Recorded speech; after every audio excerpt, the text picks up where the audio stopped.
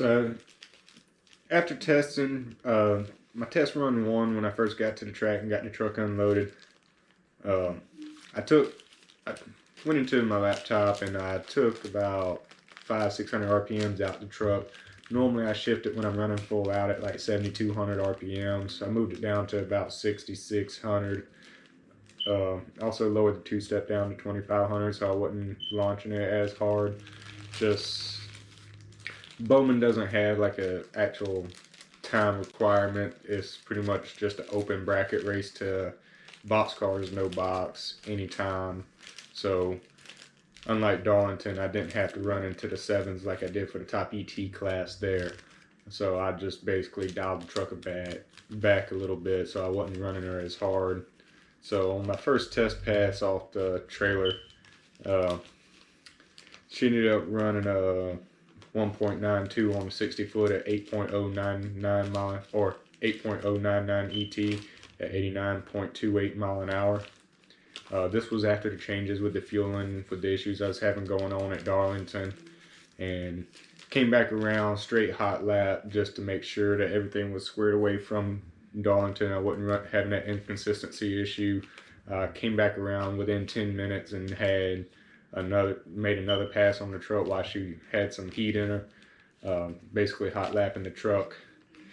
On that second run, ended up with a 1.93 on the 60 foot at 8.132 at 88.75 mile an hour. So she only lost 0.03 of a second just after some heat in her. So I was very happy with that. It's much better than jumping all the way from down to low 7.9s to high 8.0s or 8.11 in that one pass. So everything seemed to be going well there with keeping the times consistent with the varying temperature of the truck. Came back around, they had somebody they was having troubles with their timing system, so we had to wait a while for them to fix the timing system, and then I was able to get one more time trial in with the truck. On that third one I ran against Guy Farman and his Vega. That one there I ran a 1.92 on the 60 foot with a 8.11 ET at 89.05 mile an hour. So again, she was right there within 0.03 of a second between the passes, which is normally what my truck would always do. So again, I was very happy and glad to have everything squared away with the issues I was having at Darlington. So I'm going to go ahead and let you see some footage of the other vehicles out there that was running, and then when we get into the bracket rounds, I'm going to get back with you and kind of walk you through what happened during the bracket series.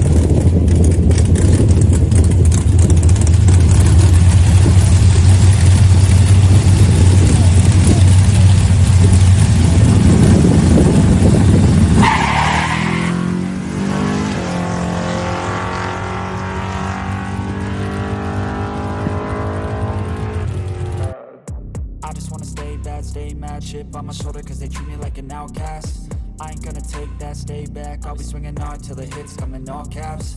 I ain't gonna lay back, pray that someone's gonna help me, ain't nobody like that. I ain't gonna wait, that's all fact, give me one shot and I'll never get the throne back. I'm sick of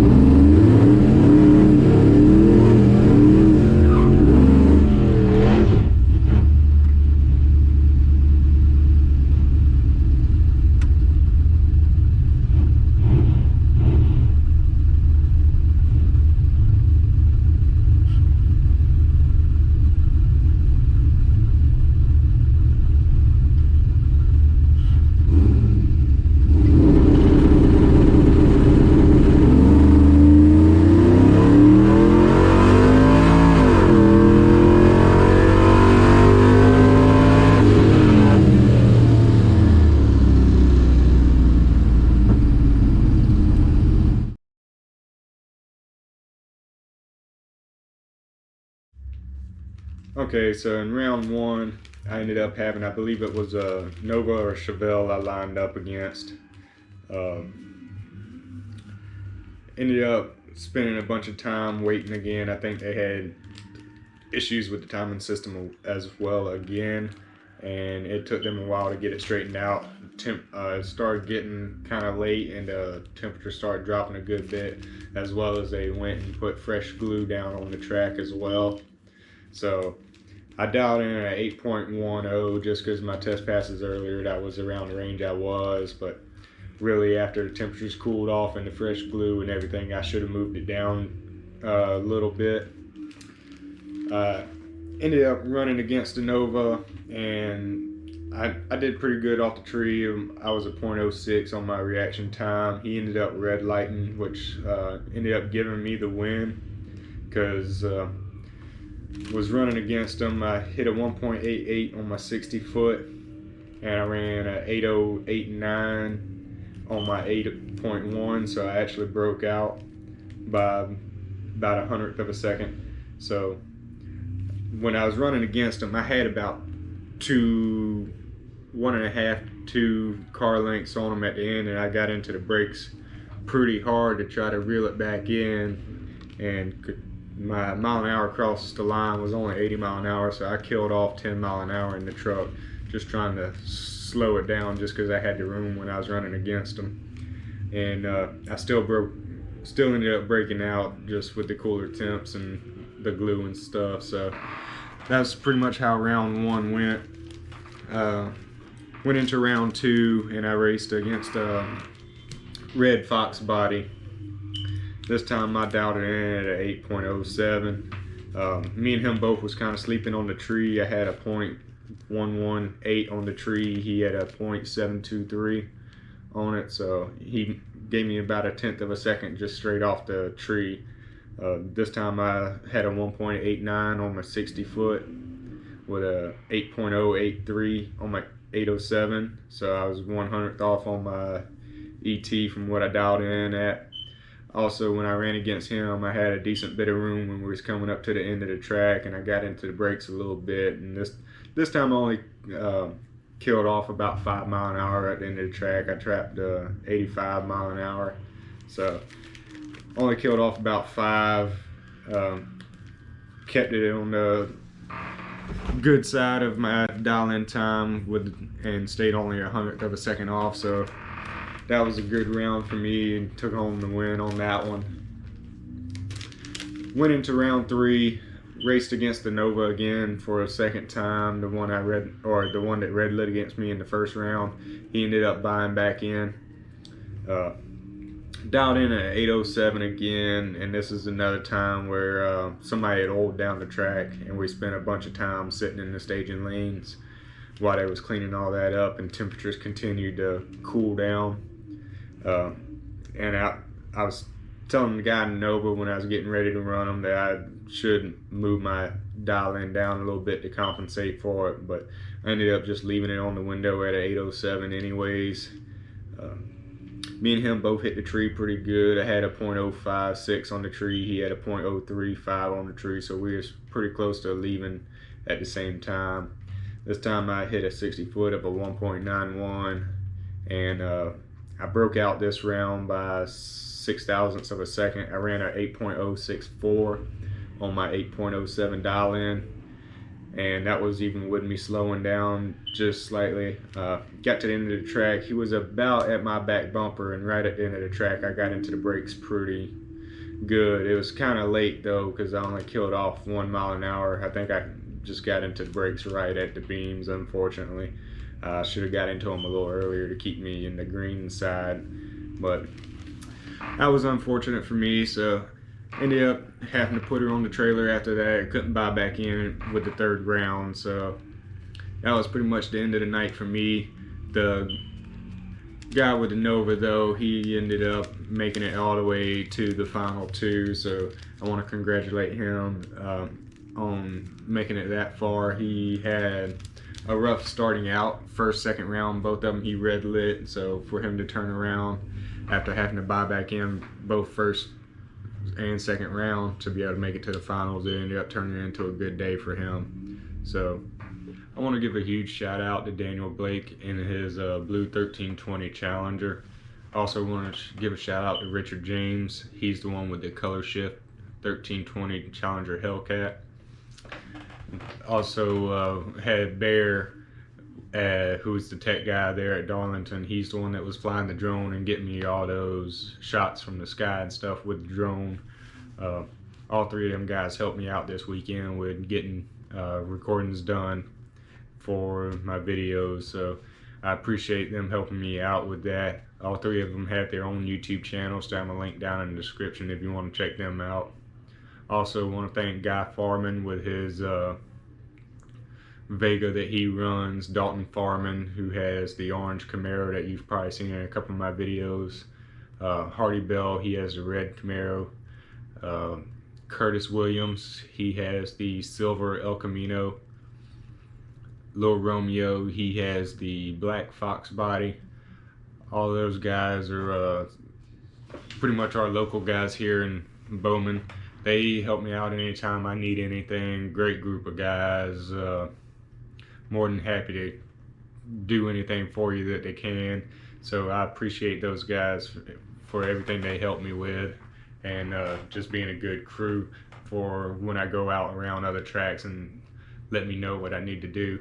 So shout out to those guys. I appreciate all y'all watching and everything y'all do to help me grow this channel. If you're new to the channel, like, subscribe. It really helped me out. I'll be having a bunch more content coming out here soon. I got several things in the work right now. I'm just kind of on a time constraint at the moment just because it's only me doing this stuff. I do all the editing and recording and working on the truck and everything, so I'm just kind of killed on time just doing it all on my own. So, but I will be working hard and getting that stuff out to y'all so that y'all have some more content to see. Again, thank you guys for watching, and I'll catch y'all in the next video.